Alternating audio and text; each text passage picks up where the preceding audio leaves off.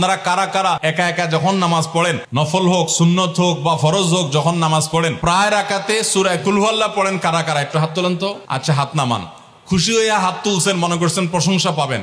প্রশংসা না, বরং একটা বদনাম পাওয়ার ভয় আছে। হাতটা তোলাইছি আমি, আপনারা মনে করছেন সবসময় হাত তুললেই শুধু জিতা যায়।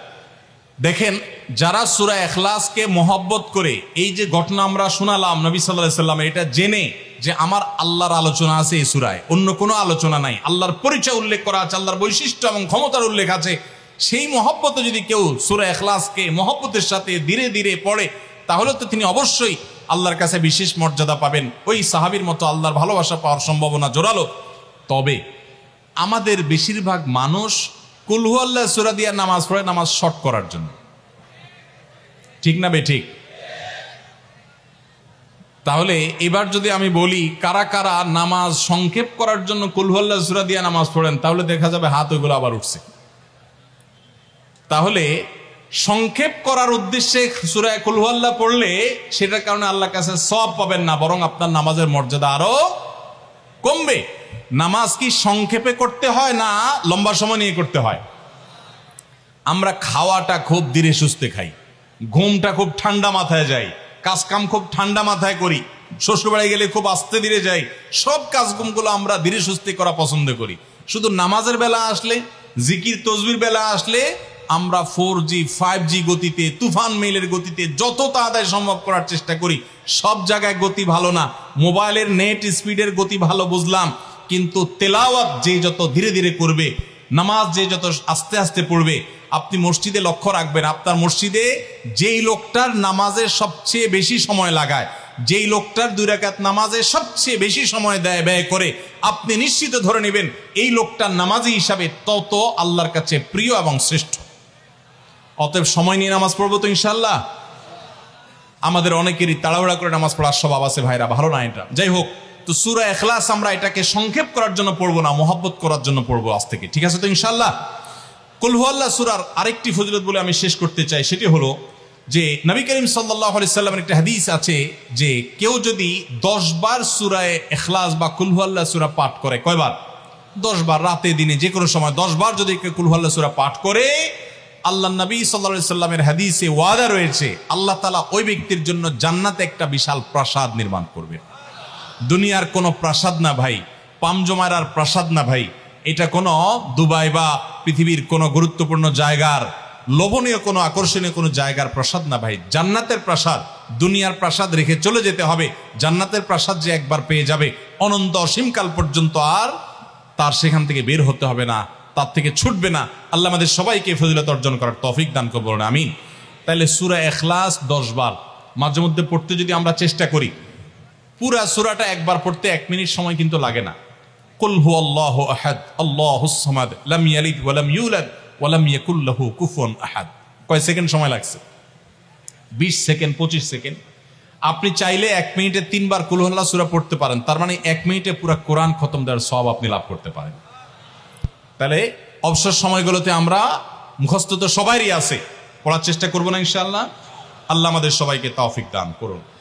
এবং পড়ার পাশাপাশি এই সূরাতে আল্লাহর একত্ববাদের কথা বলা আছে, মূল বিষয়টা সেটা, শুধু সওয়াব আহরণ করাই উদ্দেশ্য না, বরং এখান থেকে আল্লাহর একত্ববাদের শিক্ষা নিতে হবে।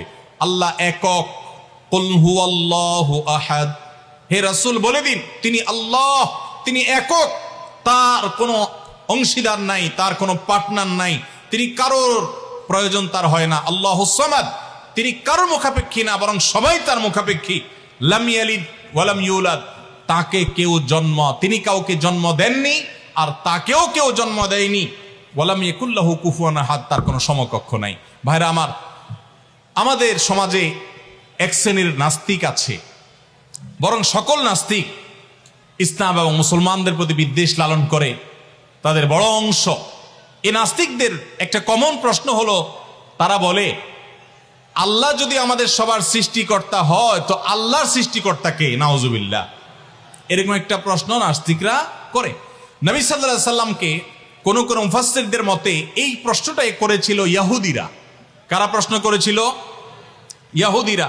সেই জবাবে আল্লাহ তাআলা এই আয়াত নাজিল করেছেন এবং জানিয়েছেন যে আল্লাহ তিনি কারোর জন্ম দেওয়ার মুখাপেক্ষী নন, তাকে কেউ জন্ম দেয়নি, তিনি কারোর মুখাপেক্ষী নন। এখন প্রশ্ন হতে পারে, আচ্ছা আল্লাহ তাআলা তিনি আমাদের সৃষ্টি করলেন বুঝলাম, তাহলে আল্লাহকে কে সৃষ্টি করলো, যেটা নাস্তিকরা করেছে। এই প্রশ্নটা একটা অমূলক প্রশ্ন এবং ভুল প্রশ্ন। এই প্রশ্নটা একটা ভুল প্রশ্ন। কিভাবে ভুল প্রশ্ন? আল্লাহ তাআলা কি সৃষ্টি না স্রষ্টা? সবাই উত্তর দেন। আল্লাহ কি সৃষ্টি নাকি সৃষ্টিকর্তা?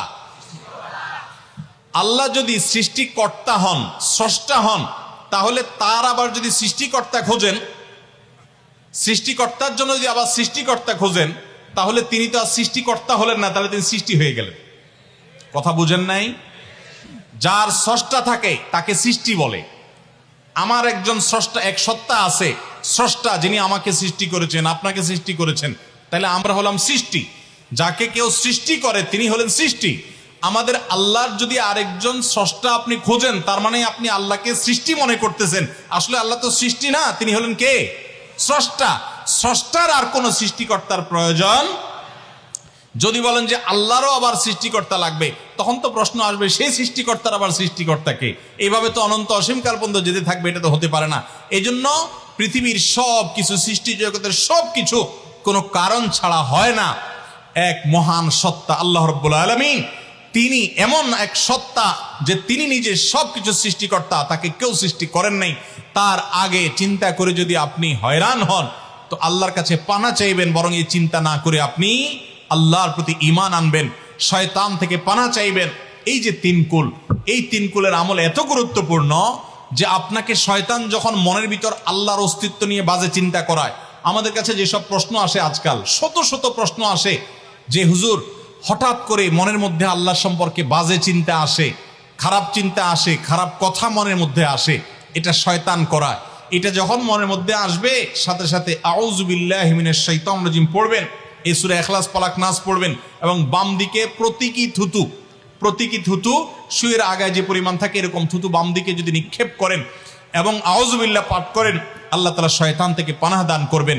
এবং মনে রাখবেন, মুসলমানের মনের ভিতরে আল্লাহ সম্পর্কে বাজে চিন্তা আসলে বুঝতে হবে যে ইবলিস হাজির হয়ে গেছে। কে হাজির হয়েছে? ইবলিস আমার মনের ভিতরে কুচিন্তা ঢুকাচ্ছে। এটা মনে হওয়ার সাথে সাথে আমি আরো জোরসে বলবো, কুল হুয়াল্লাহু আহাদ আল্লাহুস সামাদ লাম ইয়ালিদ ওয়া লাম ইউলাদ ওয়া লাম ইয়াকুল লাহু কুফুয়ান আহাদ। আল্লাহ আমাদের সবার ঈমানকে হেফাজত করার তৌফিক দান করুন। ভাইরা আমার, তারে আমরা সূরা ইখলাস সম্পর্কে জানলাম, এই সূরার ফজিলত এবং মর্যাদা সম্পর্কে জানলাম, কখন পাঠ করতে হয় সেটাও জানলাম, এর অর্থও জানলাম। বেশি বেশি করে অর্থ বুঝে বুঝে প্রত্যেকটা আয়াতের অর্থ মনে করে করে নামাজে পড়বেন, সকাল সন্ধ্যা পড়বেন। কুল, হে রাসূল বলুন, হুয়াল্লাহু, তিনি আল্লাহ আহাদ, একক, আল্লাহুস সামাদ, তিনি কারো মুখাপেক্ষী না, সবাই তার মুখাপেক্ষী, তার কোনো স্রষ্টার প্রয়োজন নাই, সবার স্রষ্টা তিনি। লাম ইয়ালিদ ওয়া লাম ইউলাদ, তিনি কাউকে জন্ম দেননি, আর তাকেও কেউ জন্ম দেয় নাই। ওয়ালাম ইয়াকুল লাহু কুফুয়ান আহাদ, কুফু মানে সমান, তার সমান আর কেউ নাই, তার সামঞ্জস্য, তার সমতুল্য আর কেউ হতে পারে না। তিনি একক এবং অদ্বিতীয়। আল্লাহ তাআলা আমাদেরকে তার জাতের প্রতি, তাওহীদের প্রতি ঈমানকে সঠিকভাবে অবিচল ভাবে রাখার তৌফিক দান করুন। আল্লাহ একক কোন দিক থেকে? ইবাদতের উপযুক্ততার ক্ষেত্রে আল্লাহ একক। ইবাদত আর কেউ পাওয়ার উপযুক্ত নাই। সমস্ত ইবাদত, সকল দোয়া, সকল প্রার্থনা শুধু কার কাছে হবে? অতএব কোনো বিপদে পড়লে কোনো মাজারে গিয়ে, কোনো মৃত মানুষের কাছে, কোনো মুর্দা পীরের কাছে, কোনো অদৃশ্য শক্তির কাছে সাহায্য চাইলে সেটা শিরক হবে, ঈমান নষ্ট হবে। সাহায্য চাইতে হবে সাথে সাথে কার কাছে? আল্লাহর কাছে। ভাইরা আমার, আমাদের অনেক মুসলমান ভাই আছে আল্লাহর কাছে সাহায্য চাইতে জানে না, আল্লাহর কাছে সাহায্য চাইতে জানে না, তারা বিভিন্ন মাজারে চলে যায়, শিরক করে ঈমানকে নষ্ট করে ফেলে। মনে রাখবেন, আমাদের সাধারণ মানুষের অনেকের মধ্যে একটা রোগ আছে, মনে করে যে আমার গুনাহগারের কথা কি আর আল্লাহ শুনবেন? এই মানসিকতা আমাদের অনেক মধ্যে আছে না নাই? অনেকে দেখবেন নিজে দোয়া করে না, হুজুরের কাছে শুধু দোয়া চায়। হুজুরের কাছে দোয়া চাওয়াটা গুনাহের কথা না, এটা জায়েজ, চাওয়া যায়, কিন্তু নিজে না করে সারাদিন শুধুমাত্র হুজুরের কাছে দোয়া চাওয়াটা ভুল। আপনি নিজে আল্লাহর কাছে দোয়া করা শিখবেন। আল্লাহ বলেছেন যে উদউনি আস্তাজিব লাকুম, তোমরা আমার কাছে দোয়া করো। আল্লাহ বলেছেন আমি তোমাদের দোয়া কবুল করবো, আল্লাহ ওয়াদা করেছেন। আপনি যত নাখান্দা মানুষ হন, আপনি যত সাধারণ মানুষ হন, আমরা যত গুনাহগার মানুষ হই না কেন, আমরা যদি আল্লাহর কাছে হাত তুলে, হুজুররা যেরকম মায়ের পেজ দিয়া সুন্দর সুরে সুরে কণ্ঠে আপনার মধুরতা মাখিয়ে তারপরে আপনার ছন্দের তালে তাল মিলিয়ে কবিতার ছন্দের সাথে আয়াত পড়ে দোয়া পড়ে আল্লাহর কাছে চাইতে পারে। আমরা এত সুন্দর করে চাইতে পারি না, কোনো অসুবিধা নেই ভাইরা আমার। আল্লাহর কাছে চাওয়ার জন্য মায়ের পেচের কোনো কথার দরকার হয় না, চালাকির দরকার হয় না। আরে যার বলার শক্তি পর্যন্ত নাই, সেই বোবাও যদি মনে মনে আল্লাহর কিছু চায়, কাছে কিছু চায়, আল্লাহ তাআলা আলিমুম বিযাতি সুদূর, বান্দার অন্তরের খবর পর্যন্ত আল্লাহ রাখেন, তার দোয়াও আল্লাহ তাআলা কবুল করে। এখন আপনারা অনেকে বলবেন, আমি এত বেশি নামাজ কালাম পড়ি না, আমি অনেক গুনাহ করি, গান শুনি, হারাম কাজ করি, অনেক খারাপ কাজে লিপ্ত, আমার দোয়াকে আল্লাহ কবুল করবেন?